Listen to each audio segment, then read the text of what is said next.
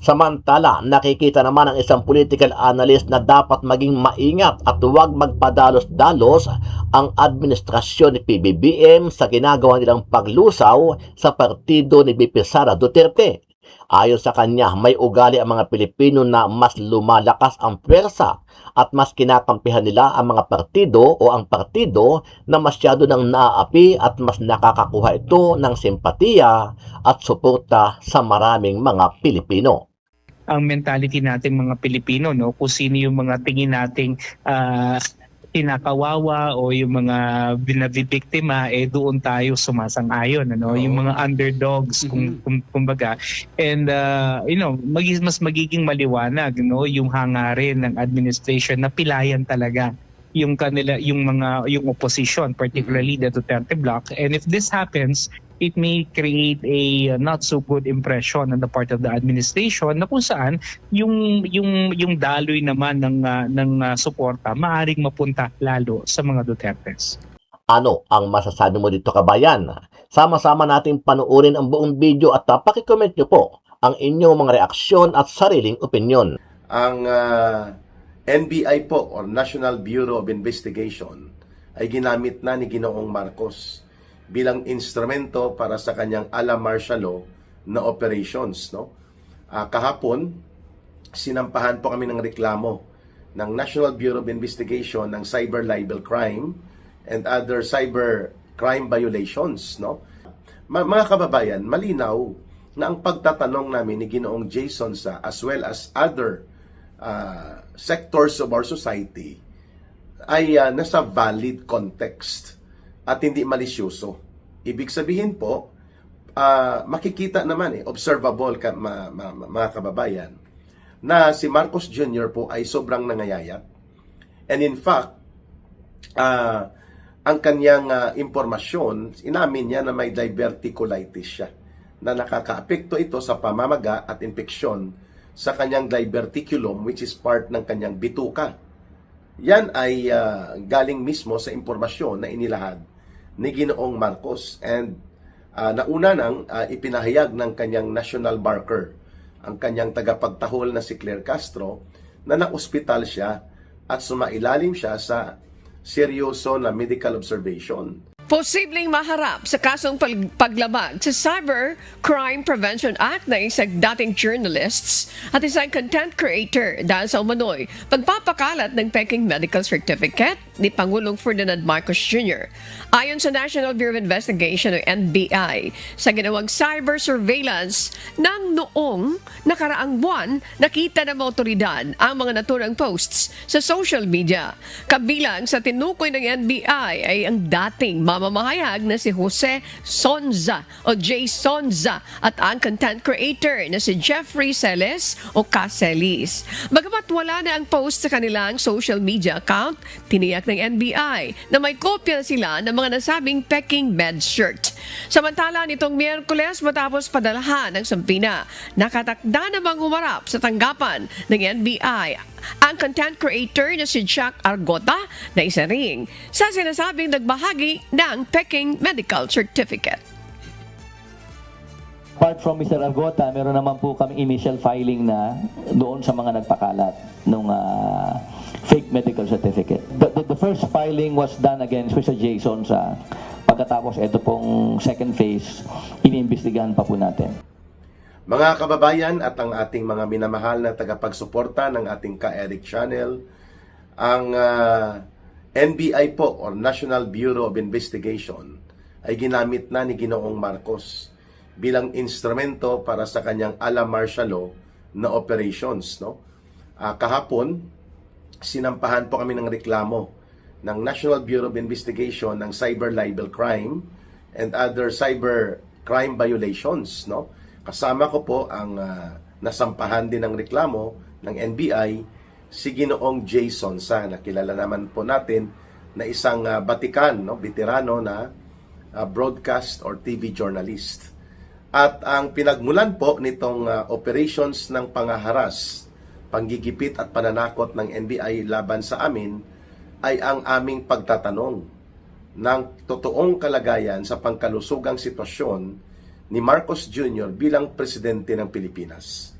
At yan po ay nasa batas din ng ating, even the Constitution requires that Marcos Jr. in times of critical and serious illness, being the President, must update and inform the people ng kanyang totoong kalagayang pangkalusugan kasama ang kanyang mga gabinete, sapagkat ito po ay matter of national interest and matter of national security concern. Huwag po nating kalimutan na si Marcos Jr. po bilang presidente ay may napakalaking tungkulin, otoridad at kapangyarihan sa ating bansa. Siya po hindi lamang ay pinuno ng gobyerno at ng buong estado at nagre-represent ng buong bansa sa abroad at sa buong mundo. Siya din po ay Commander-in-Chief ng lahat ng armed forces sa Pilipinas, that include Armed Forces of the Philippines or the AFP, the Philippine National Police, and all other armed services. So bilang Commander-in-Chief po, paano na lang kung siya ay hindi na mentally and physically fit to continue discharging his duties and functions? At hindi naman pwede po sa ilalim ng batas, mga kababayan, na ang hahalili sa kanya o papalit ay anybody from his cabinet. Ang nakasaad po sa saligang batas ay ang Vice President, ang constitutional successor, sakali po na ang presidente ay mamatay while in office, ma-impeach at ma-remove through impeachment process, mag-resign voluntarily, or magkaroon ng incapacity while in office. Either temporary incapacity or permanent incapacity due to physical condition or mental condition. So mga kababayan, malinaw na ang pagtatanong namin ni Ginoong Jason Sa as well as other sectors of our society ay nasa valid context at hindi malisyoso. Ibig sabihin po, makikita naman observable mga kababayan, na si Marcos Jr. po ay sobrang nangayayat. And in fact, ang kanyang impormasyon, inamin niya na may diverticulitis siya, na nakakaapekto ito sa pamamaga at infeksyon sa kanyang diverticulum, which is part ng kanyang bituka. Yan ay galing mismo sa impormasyon na inilahad ni Ginoong Marcos, and nauna nang ipinahayag ng kanyang national barker, ang kanyang tagapagtahol na si Claire Castro, na na-ospital siya at sumailalim siya sa seryoso na medical observation, pero okay na daw siya.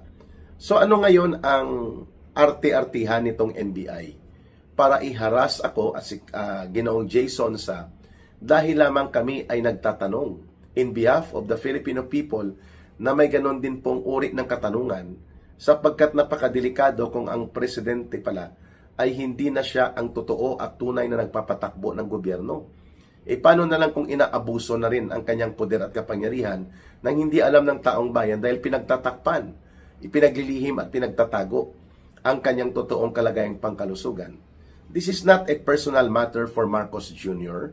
Ito po ay matter of national security and national interest. Pangalawa, this is not a matter that concerns about Sara Duterte. Nagkataon lang po na siya ang Vice President, si Sara Duterte.